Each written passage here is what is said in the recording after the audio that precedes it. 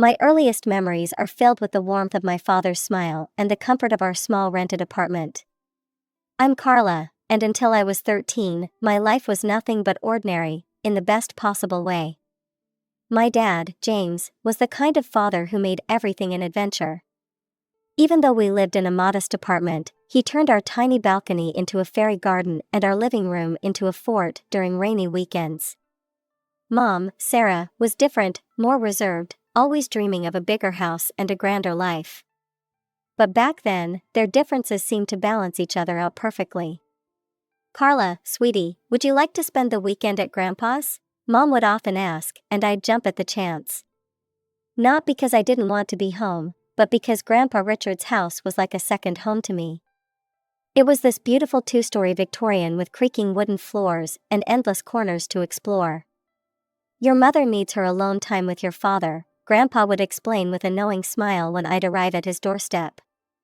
"And I need my time with my favorite granddaughter."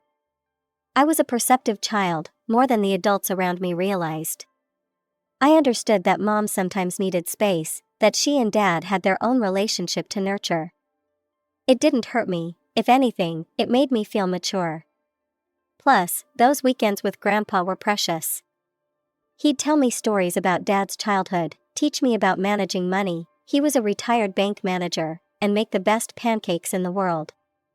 "You know, Carla," he told me once while we were having breakfast on his porch, "your mother dreams of a house like this. But you know what's more important than a big house? A home filled with love." I nodded, understanding even at that young age. Our apartment might have been small, but it was filled with love. Dad would come home from his job at the insurance company, swing me around in his arms, and pepper Mom with kisses until she laughed despite herself. Those moments made our tiny space feel infinite. But life has a way of changing when you least expect it.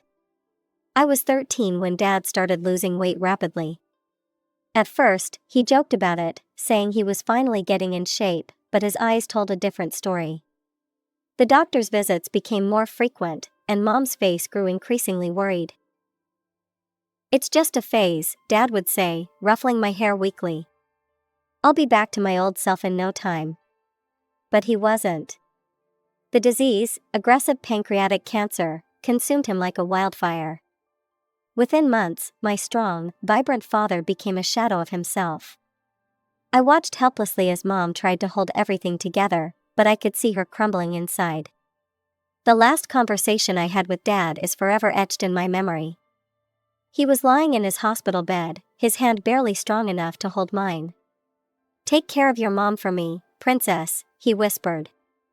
"And let Grandpa guide you. He's wiser than all of us combined." The year after Dad's death felt like living in a fog. Mom spiraled into such deep depression that she could barely look at me. I guess I reminded her too much of him. Thank goodness for Grandpa Richard.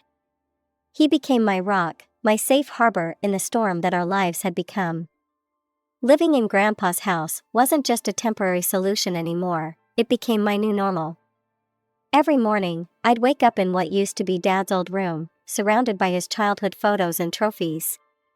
Grandpa made sure I kept up with school, helped me with homework, and tried his best to fill the void both my parents had left, one through death, the other through grief.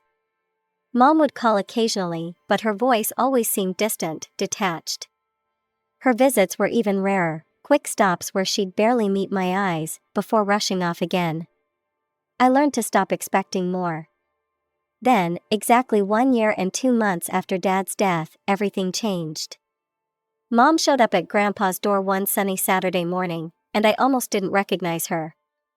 Gone was the grieving widow in black, replaced by someone wearing a bright yellow dress and sporting a new haircut. Her face was glowing with unhappiness. "Carla, sweetie, pack your things. You're coming home," she announced, bouncing on her heels like a teenager.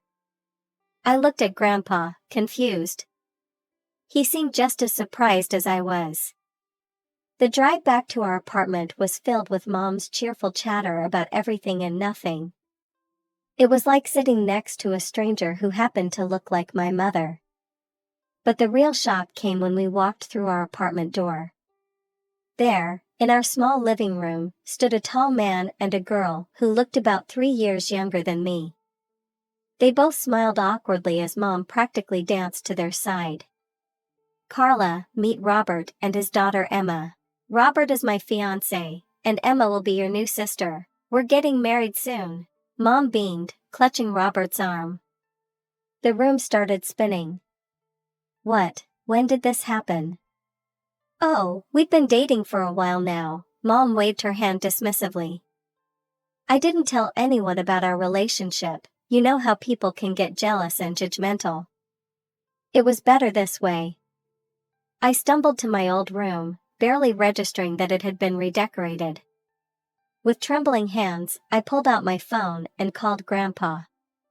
He answered on the first ring.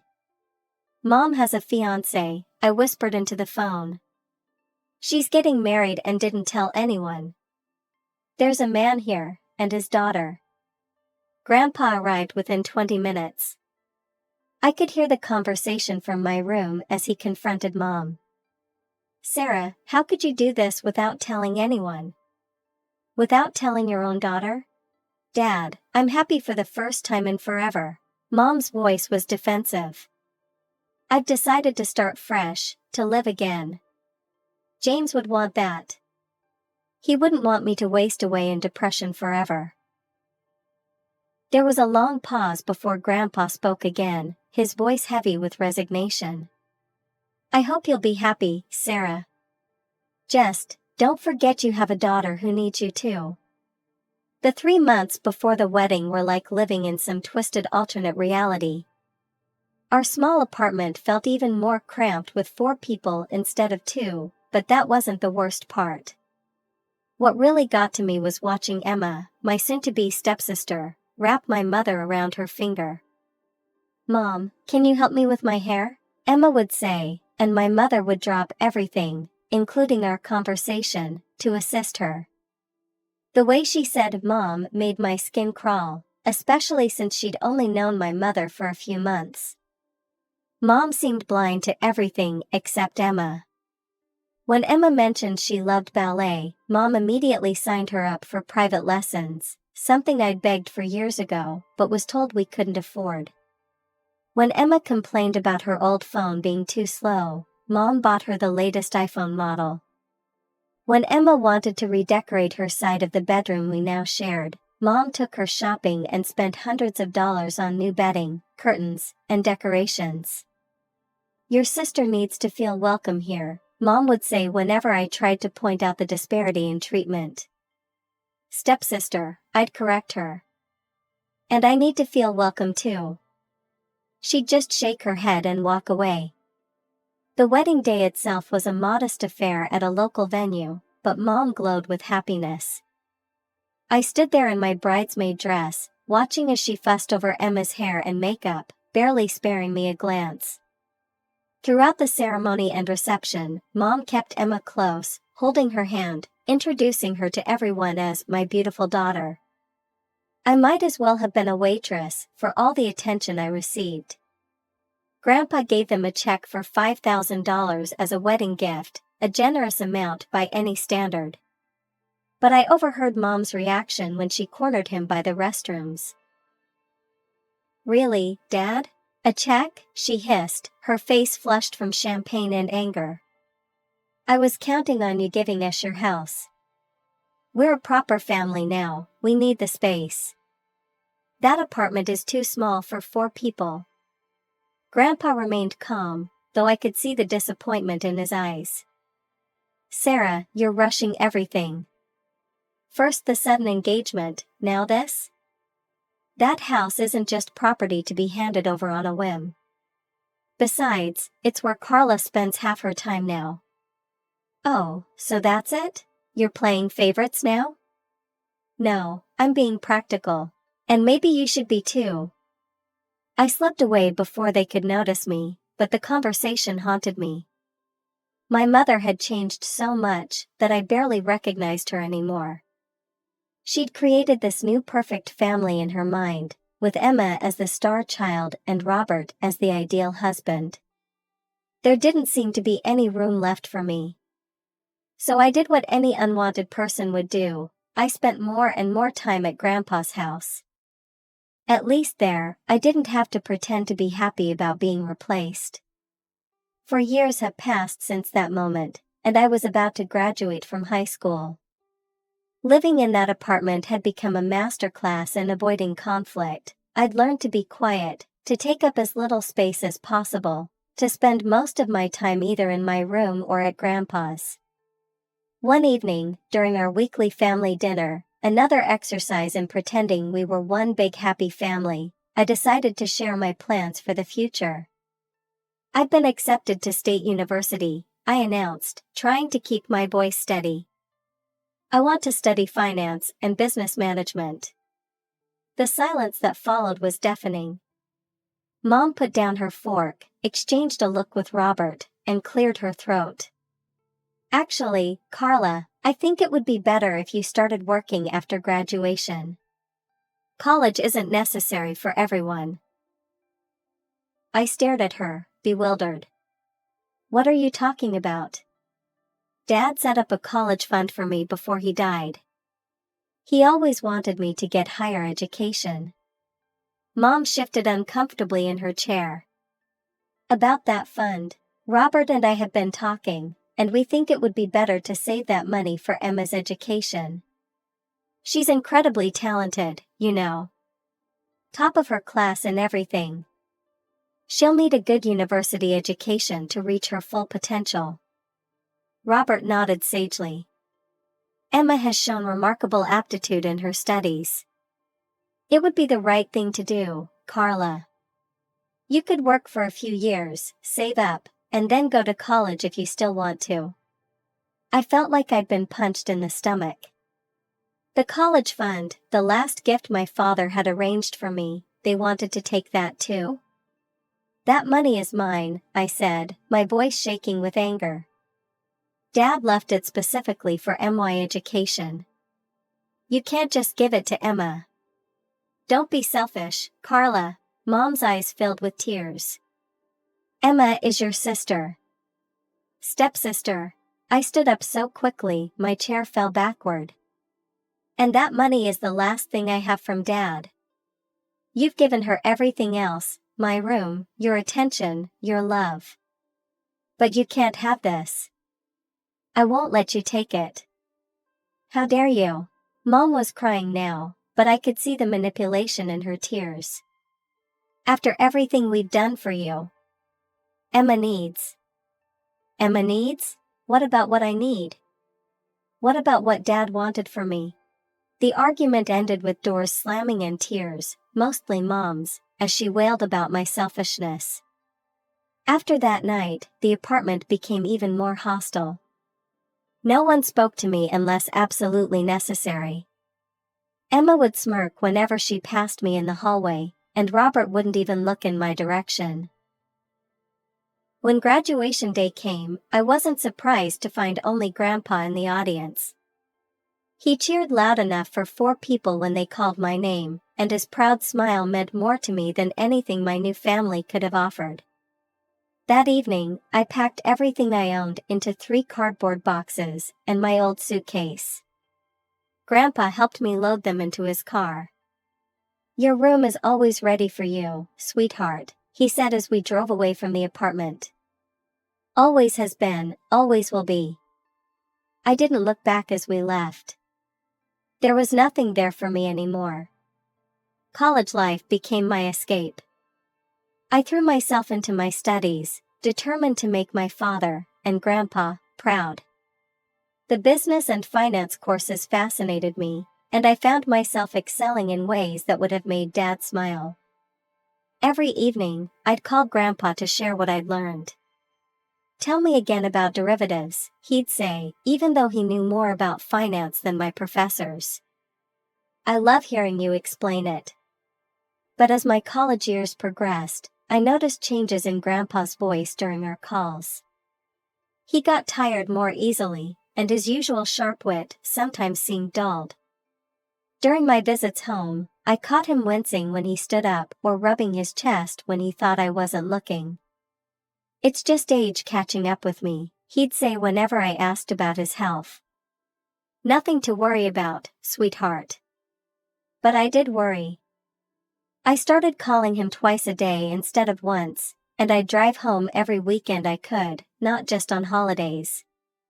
We'd sit in his kitchen, drinking tea and talking about everything and nothing, just like we used to. Sometimes I'd catch him looking at me with such intense love that it made my throat tight. It was the middle of my final semester when Mom called. I almost didn't answer. It was the first time she'd called in 4 years. But something made me pick up.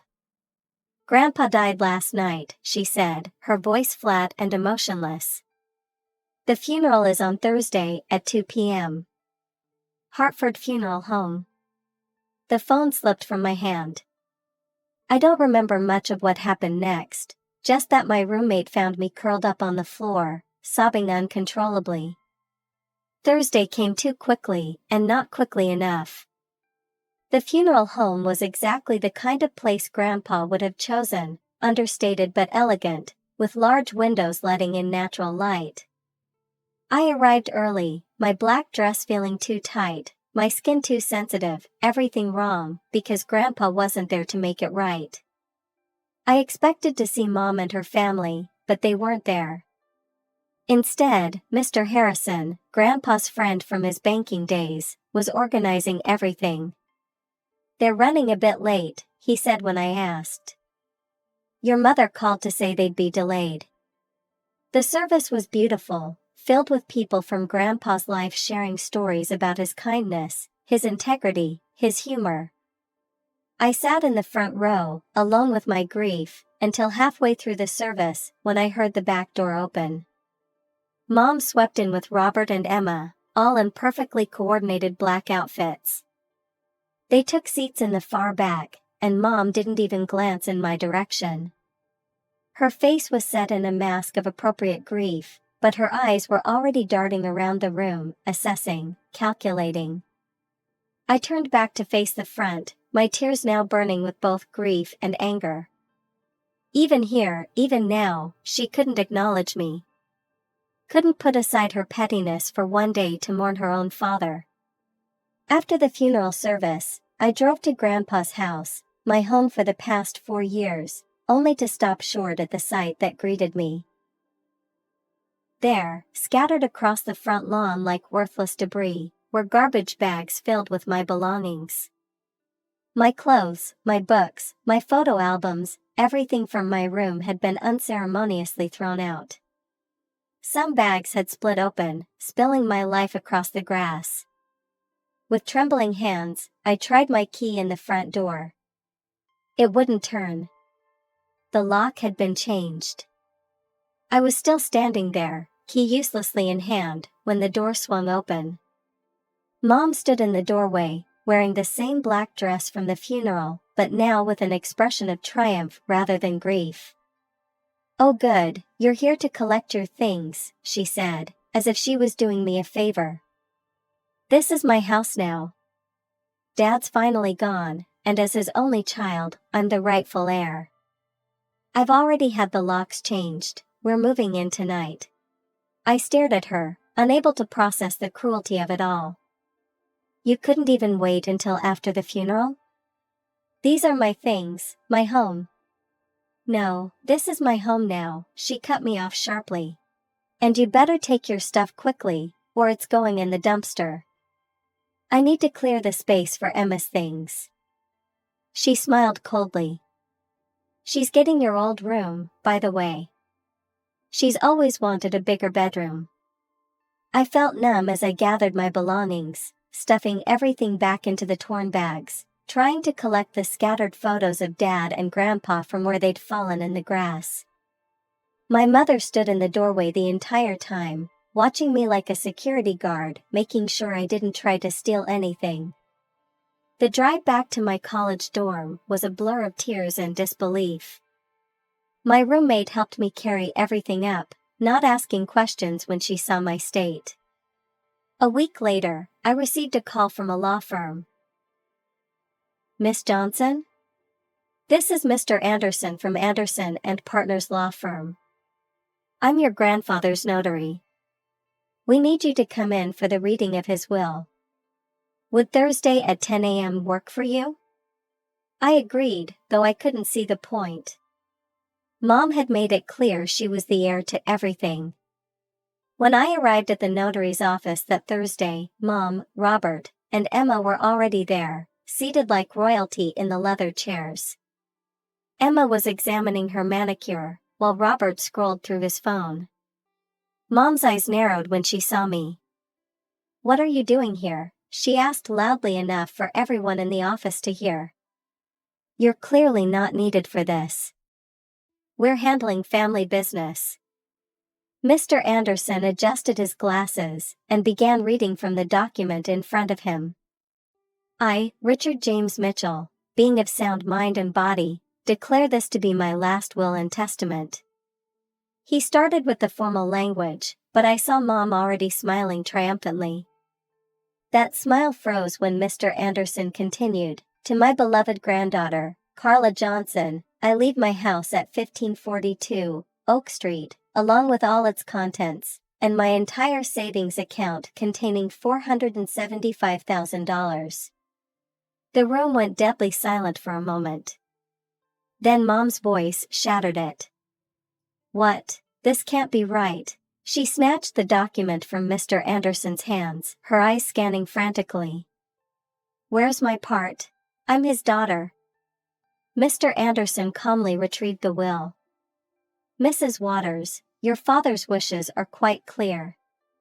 He leaves everything to Miss Carla Johnson. There is no provision for you in the will." "This is impossible." Mom's face had turned scarlet. "She manipulated him.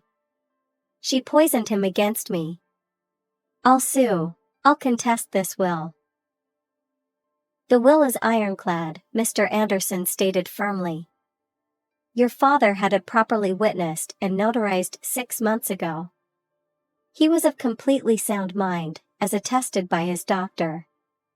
Any attempt to contest it would be futile and expensive." Mom's strategy suddenly shifted. The rage in her eyes transformed into tears as she turned to me. "Carla, sweetie, please," she pleaded, her voice honey-sweet now. "We've already given up our apartment. We moved everything out yesterday. We have nowhere to go. You can't just throw us out on the street. We're family." I stood up, holding the folder Mr. Anderson had just handed me. Inside were the deed to the house, ownership transfer documents, and all the legal paperwork confirming my ownership of the property. "Family?" I asked quietly. "Like how you threw my belongings onto the lawn, before Grandpa was even in his grave? Like how you tried to steal my college fund? Like how you've treated me for the past 4 years? That was different. We were." "This is your problem, not mine," I cut her off, turning to leave. "I suggest you start looking for a new apartment." I drove straight to Grandpa's house, my house now, but I couldn't get in. I pulled out my phone and called a locksmith, explaining the situation. When he arrived, I showed him my freshly notarized ownership documents. "I'm the legal owner of this house," I explained, showing him the paperwork. "I need you to open these locks, and then change them to new ones. I want to be the only one with the keys." As the locksmith worked, I gathered up everything that belonged to Mom, Robert, and Emma, all the clothes they'd already unpacked, their toiletries from the bathrooms, Emma's posters she'd already stuck to my old bedroom wall. I loaded it all into garbage bags, just as they'd done with my things. When the locksmith finished and handed me the new keys, I dragged all their bags onto the front porch and arranged them neatly. The symmetry of the situation wasn't lost on me, their belongings now sat where mine had been just days ago. As the sun began to set, I heard the familiar sound of Mom's car pulling into the driveway. I watched through the living room window, Grandpa's favorite spot to read his morning paper, as their reactions played out exactly as I'd expected. "What is this?" Mom's shriek could be heard clearly through the closed windows. Our things? All our things are outside. I opened the door, but stood firmly in the doorway as they approached.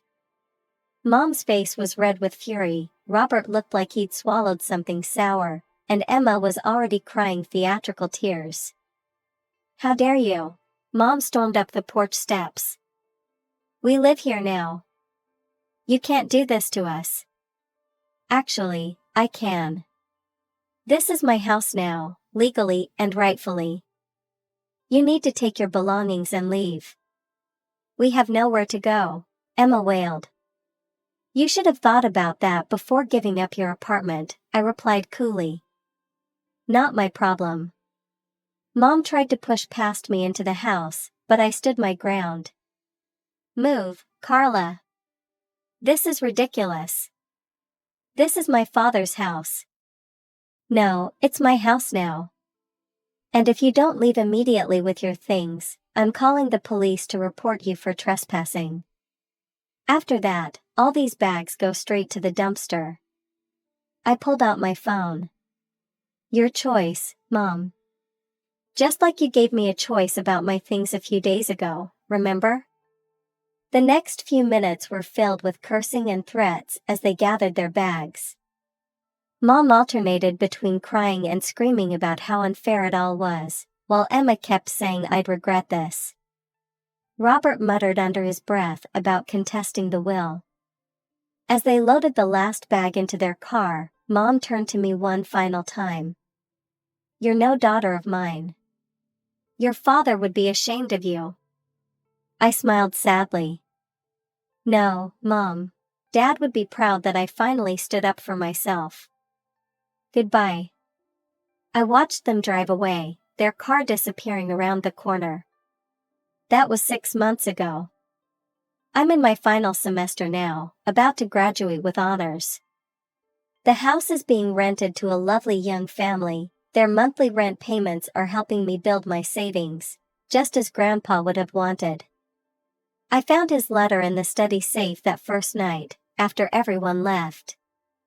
My dearest Carla, it began, if you're reading this, it means you've already dealt with your mother's reaction to my will. I'm sorry I had to put you through that, but I knew Sarah too well. I knew what she would try to do. You have your father's integrity and my business sense, use them both wisely. The house is yours to do with as you please. Just promise me you'll keep the family photos in the attic. Some memories are worth keeping, even the painful ones. I kept that promise, along with the others I made to both him and Dad. I'm focusing on my future now, letting go of the past, but keeping the lessons it taught me. Sometimes family isn't who you're born to, sometimes it's who believes in you, who protects you, who helps you grow. Mom, Robert, and Emma still live somewhere in the city. I hear they found a new apartment eventually. They've tried to contact me a few times, usually when they need something, but I don't respond. Some chapters of our lives are better left closed.